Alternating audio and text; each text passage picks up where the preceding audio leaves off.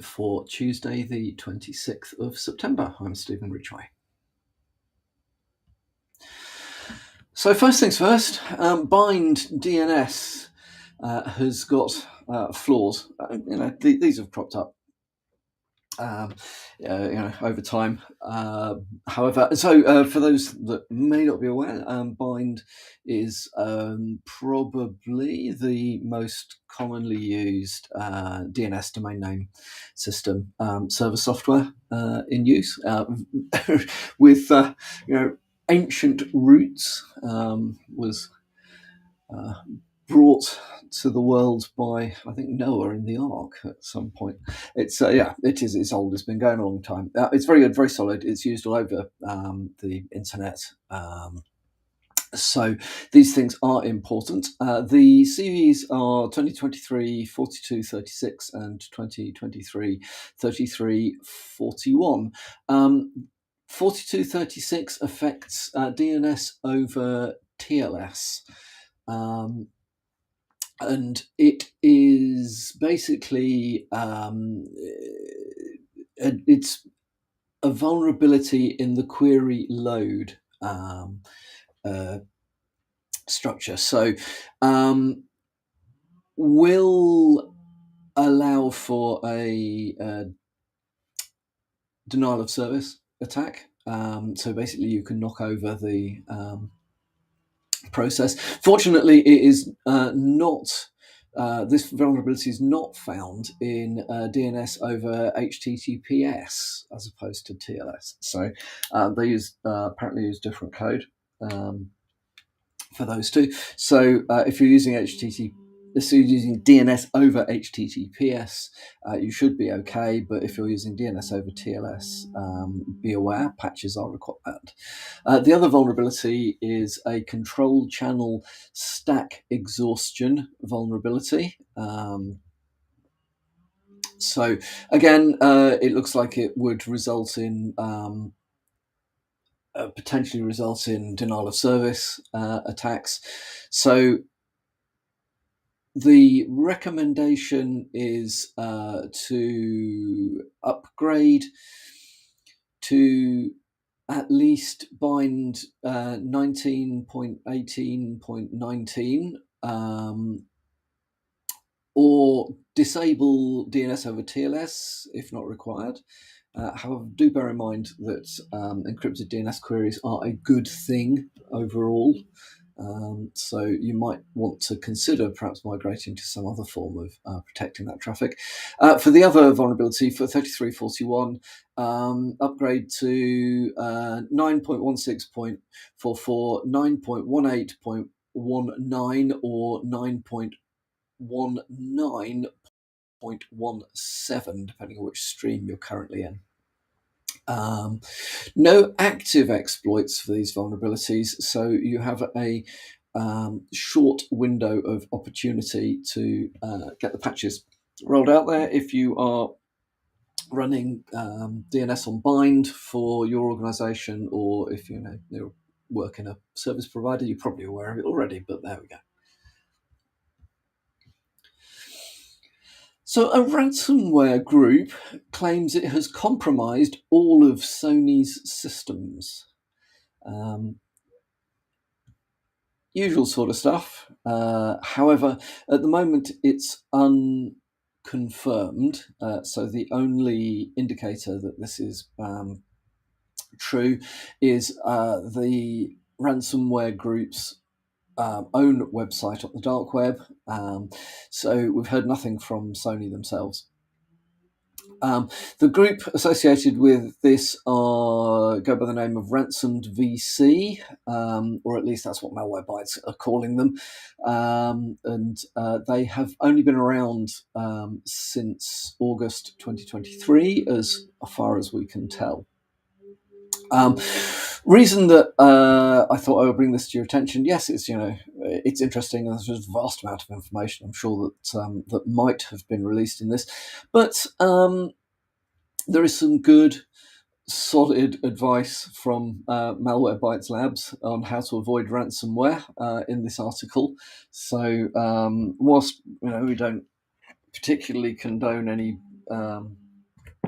any vendors or any manufacturers for the way to do these things. The what to do is always good to know that. So, they're talking about blocking common forms of entry, patching vulnerabilities, harden remote access, make sure that you've got good endpoint software, endpoint protection software, detect intrusions, which can be anything from EDR through to a full-blown SIEM. Make sure you are getting as good a visibility into what's going on in your environment as possible, because it really does give you that early warning that something is kicking off and gives you the opportunity to do something about it. Stop malicious encryption. I think that one's easier said than done, and unsurprisingly, seeing as that it's an article from Malware Bytes, they're going to push Malware Bytes, aren't they? So, create off-site, offline backups. I think that's the key thing. They need to be off-site and offline. Just because you back up stuff to the cloud doesn't mean it's actually okay. There are various forms of malware these days that will search for and encrypt or delete your cloud backups. So think about how you're storing your backups, and also think about not only about backing up, actually test restores. And it's very old-fashioned, but rarely done. It was rarely done back in the day, and it's even more rarely done in the days where stuff just seems to recover itself in the cloud.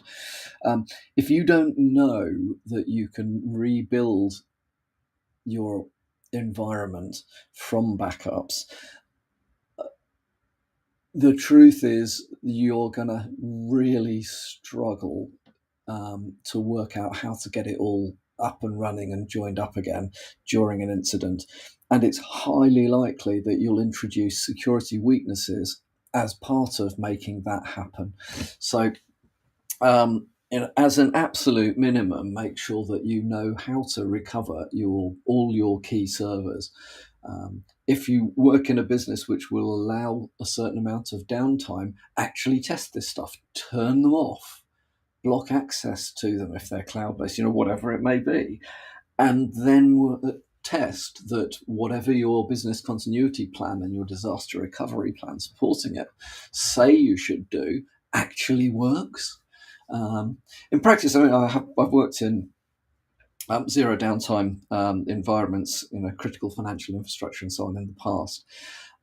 We found through practice that testing disaster recovery once a quarter is really necessary in order for the teams responsible for the recovery to know that they are able to do the recovery efficiently, accurately, without any particular issues. And also, it gives you the opportunity to catch all those things that have changed since the last test and adapt the processes to account for those changes, because you may feel like nothing much changes in your environment, but actually a load of stuff does. And it's even little things can mean that some forms of recovery don't work. So regular testing is better. More than quarterly is just too much disruption and too much effort. Less than quarterly, and there's a high probability that when you come to do it, it won't work like it did the last time, or the team's forgotten what they're doing, or somebody's left the business who actually was the person that knew how to do it, so on and so forth. Final bit of advice on this: don't get attacked twice. And I think that's probably the most important piece of advice here. There are many occasions when organizations have said, it's okay, we've got the ability to restore. They go off, they restore, and they immediately get hit again with the same vulnerability. So as part of your incident response plan, make sure you've done enough digital forensics to understand how the malware got into your organization in the first place, and you've done something to mitigate the risk of it happening again. So often patches being exploited is somewhere in the mix. So don't restore everything back to the same patch levels they were at, unless those patch levels were as up to date as it can possibly be. And look for the method of entry. Was it phishing? Was it direct compromise of a device on the internet? Whatever it may be, whatever the method of entry was, make sure you shut that down. So that the same thing can't happen again, because there are two kind of scenarios with that one. One is you get hit straight away as soon as you bring it back up again, and the other one, which I think is even more concerning, is the attackers will wait a little while, just long enough for you to have got on your feet, and then hit you again, which has a hugely significant impact on businesses. So, if you have been hit once, you are a target. You are more of a target than if you've never been hit. So, interesting stuff. And then finally from me today, you will be aware, I'm sure, that Apple has released updates for various devices, in fact, all devices. And one of the things that they have done is release iOS 17, which, if I remember rightly, is compatible with iPhone XS and above devices. Something to be aware of, something that I came across on a Bitdefender website. Apparently, allegedly,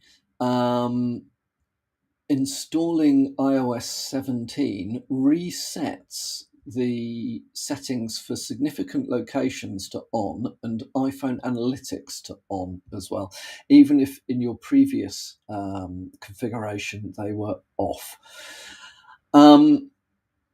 Significant locations are supposed to remain on your phone, and they help with things like things that when you're searching for something locally or whatever it might be, it helps the OS to make suggestions about where you should, where you could go or what you should be doing based on stuff you've done before, places you've been, what you're near, those sorts of things. iPhone Analytics is exactly what it says it is. It sends Apple anonymized. At least we hope it's properly anonymized, but it sends anonymized usage information. But that can also include your location. So they are gathering information about the strength or weakness of mobile phone or mobile signal or Wi-Fi signal in particular locations, like that sort of stuff. In order to try and understand if you've had a failed call or a failed in-store transaction or something, for them to understand whether that's the device or whether that's something about the environment. So they can be picking up locations in that way. So if you are privacy focused and have previously switched off significant locations in iPhone Analytics, which a lot of people have, and it is a recommendation if you are particularly concerned about privacy, be aware iOS 17 may have switched those back on again. So it may well be worth having a little look in it's settings, privacy and security, location services, system services, and just see if you don't want those things to be on, turn them off. And just as a reminder, when you are installing patches, you may well be installing default settings for certain things over the top of your own custom settings.